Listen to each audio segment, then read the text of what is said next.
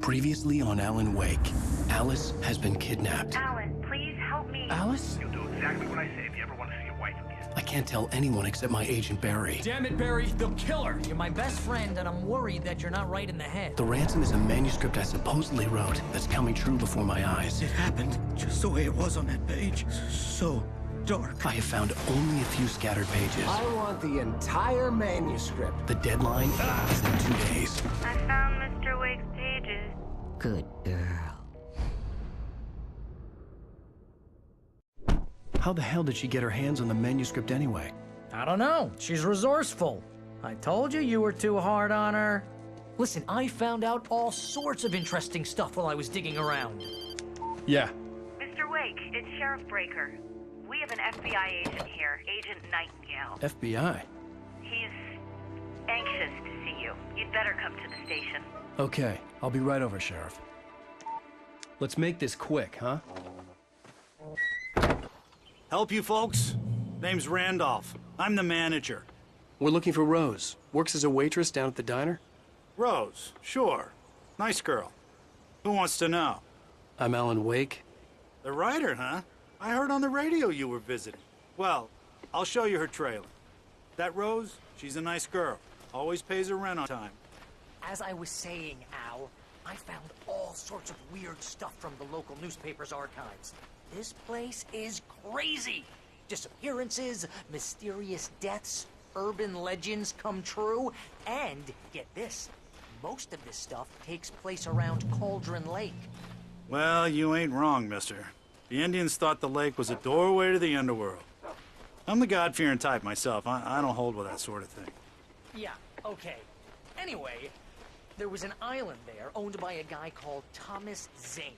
Now, some of the articles I found about him make him out to be a famous writer, but I ran a bunch of searches, couldn't find a single thing he wrote. Zane was heavily into diving, so much so that the place came to be called Diver's Isle. But the volcano under the lake erupted in 1970, and Zane went down with the island. Yeah, how about that? It was there in the morning, as if it had fallen from the sky. But it would take a tornado to lift something like that. We're damn lucky it didn't crush any of the trailers.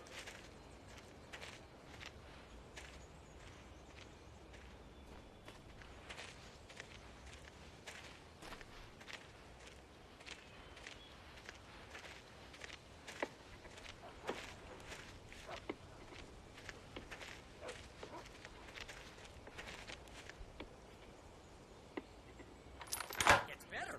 A local girl, Barbara Jagger, drowned in Cauldron Lake just a week earlier. They were lovers. Sure, Jagger's a local spook story. The Scratching Hag comes for you in the dark. Childish stuff like that. Anyway, Al, I'm just getting to the best part. All of the articles about this by Cynthia Weaver. I asked her, and she's that crazy bag lady you met. What, the lamp lady? She can be a little loopy, but she's not homeless or anything. Yeah, anyway, she knew both Jagger and Zane before they both died, and she had some kind of a breakdown.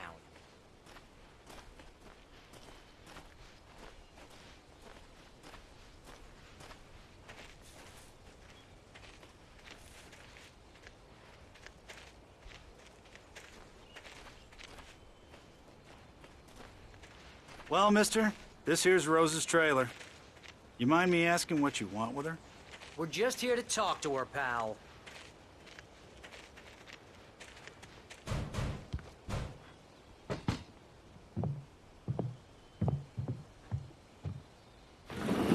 Welcome to... Oh dear, Mr. Wake. I'm so glad you're here. Rose, you have my manuscript? Oh. Oh yes. Yes. Please, come in. Hey, this is really good. Rose, Yes, my manuscript. I really need it. I understand. I know what you need. A muse to inspire you. Oh, for Barry? She doesn't have anything. Yeah, hey, Al? Al, what's... Oh... Barry!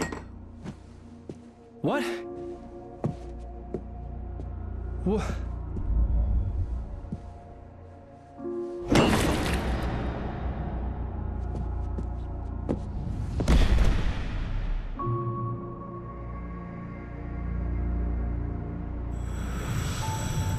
It's coming for you, hiding in my barber's skin. I'm too weak to stop it. You must turn the lights on. I promised I'd come visit you and your lovely wife. You must finish what you started. I insist. You must turn the lights on. Turn the light on. Back to work, boy.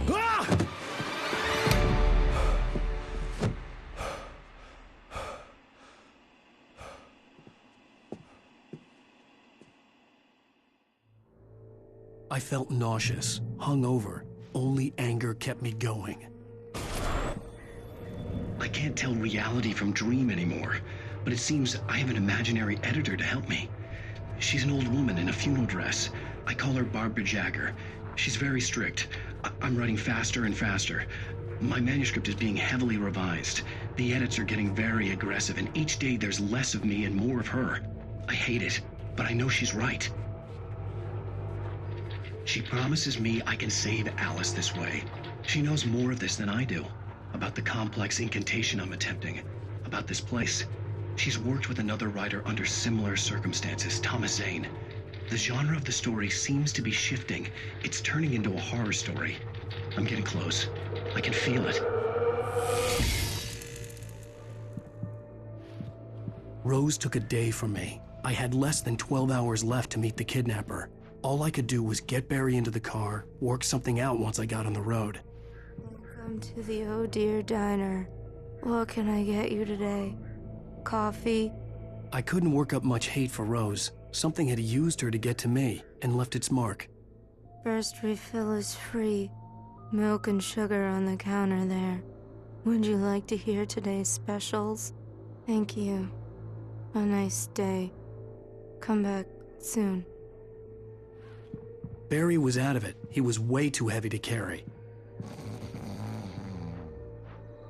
Right.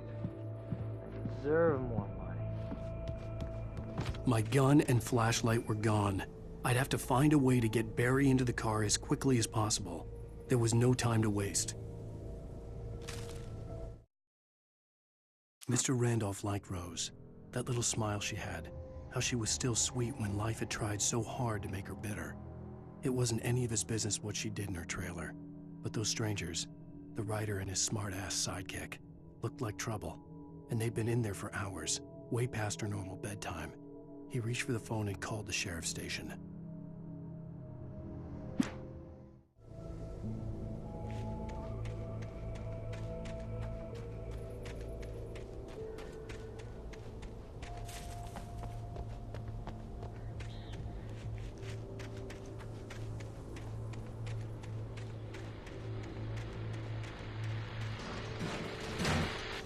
I just stepped outside to catch a breath of fresh air. Let me tell you, the weather's getting heavy.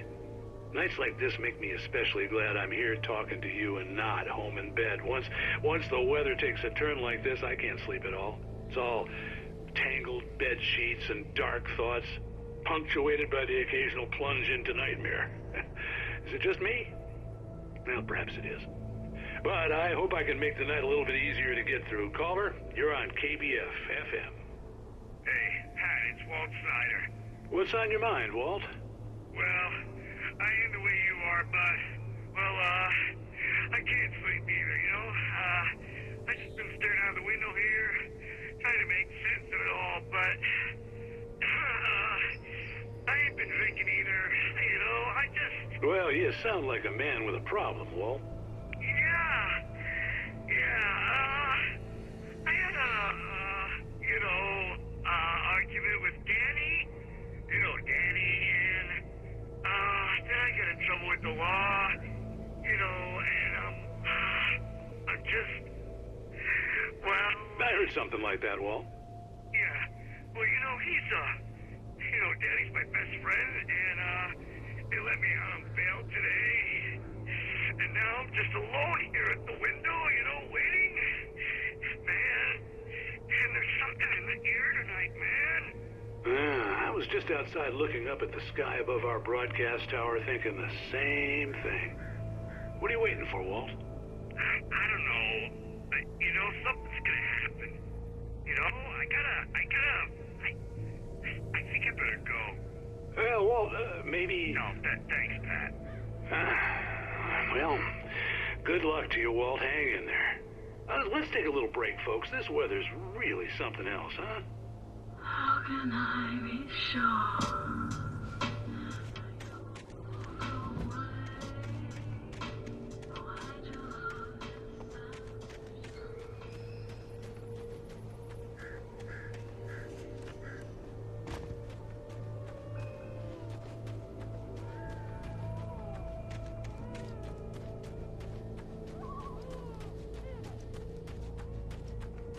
Oh, you're gonna get it now. God knows what you've done to that poor girl. This is Agent Nightingale, FBI! Get him up, Hemingway! You're under arrest. You move a muscle, I'll unload right in your goddamn face! Stay right where you are, Spillane!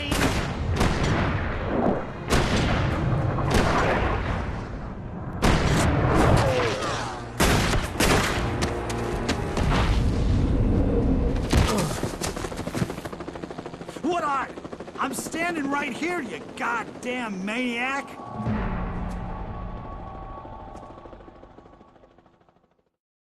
I hated to leave Barry behind, but there was no way I'd miss my appointment with the kidnapper. Give it up, Mr. Wayne. Come on!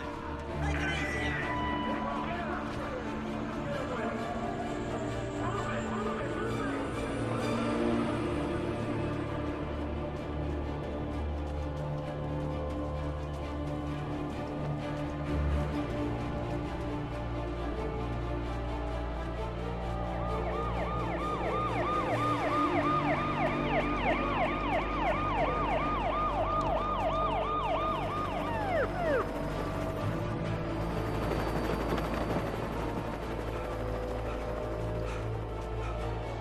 There he is!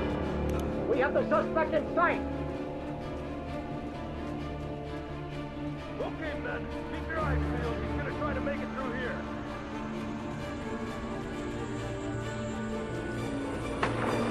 Oh, damn. Everybody, hang on! Wait, don't move! Oh, damn it! You see him?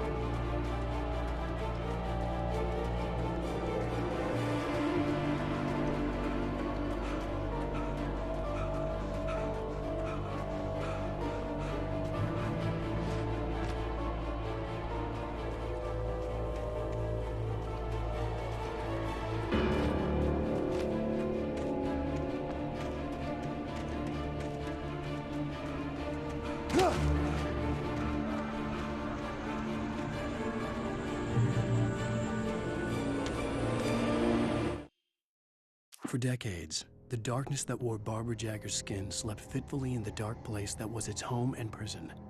It was hungry and in pain. It dreamed of its nights of glory when the poet's writing had called it from the depths and given it a brief, terrible taste of power and freedom. The rock stars had stirred it from the deep sleep the poet had sunk it back to in the end. When it sensed the writer on the ferry, it opened its eyes.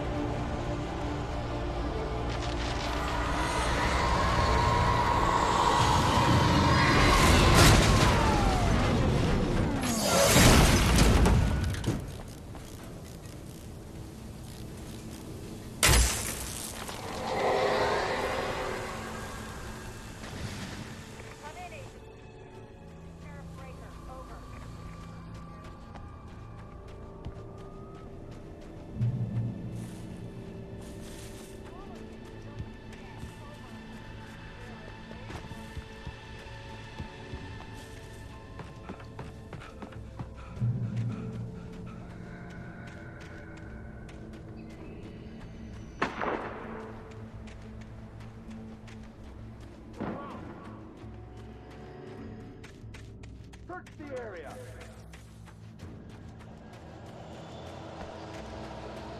Stay sharp.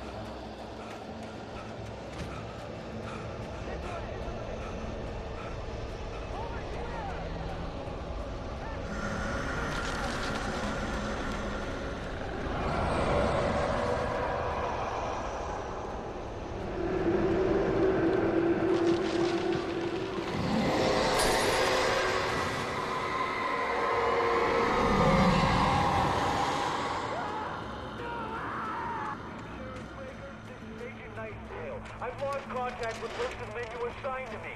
It's Wake's doing. This horror was everywhere I went, circling me. The cops didn't stand a chance. They were after a writer, not a monster.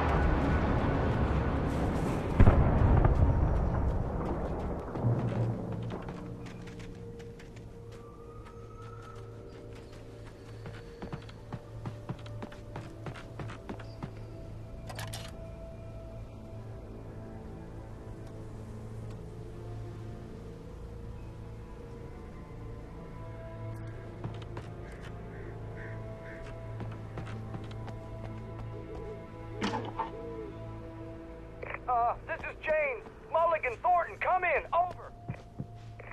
Thornton here. James, we got both Wheeler and Rose in custody. They didn't put up a fight or anything. Why, they were... Hey, Mulligan, what are you doing? Come on. Sit down and give me that. James, Mulligan here. Over. Go ahead, Mulligan. Over. We got Wheeler and Rose here. Wheeler's drunk or hopped up on something. Speaking of which, that Fed had a pretty distinctive whiff of Oda Scotch about him, you know what I mean. Over. I don't have anything on that, Deputy Mulligan. Over. Well, whatever. Anyway, Rose is just being plain weird here. You better get Doc in to take a look at both of them. Over.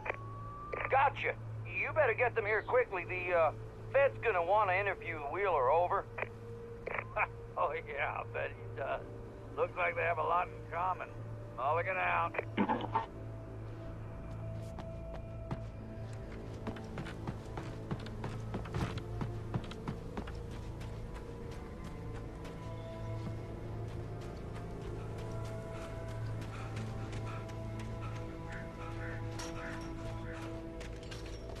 I imagined that the broadcast tower in the distance was part of the local radio station. Maine seemed like a decent guy. Perhaps he could give me directions to the coal mine.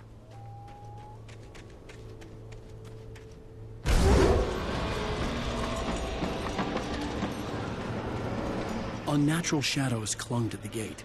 The darkness that was after me was trying to stop me. I wouldn't get through without a light.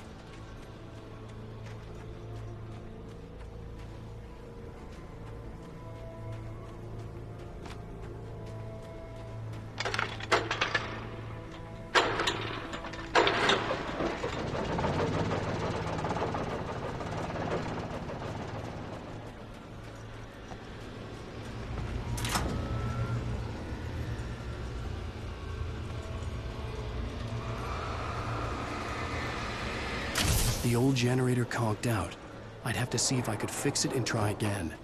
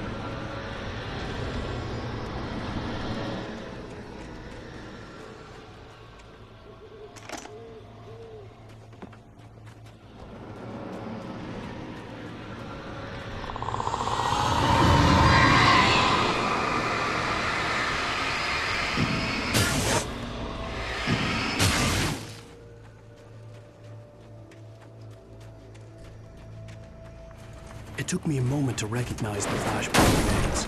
They were an ideal weapon for my situation.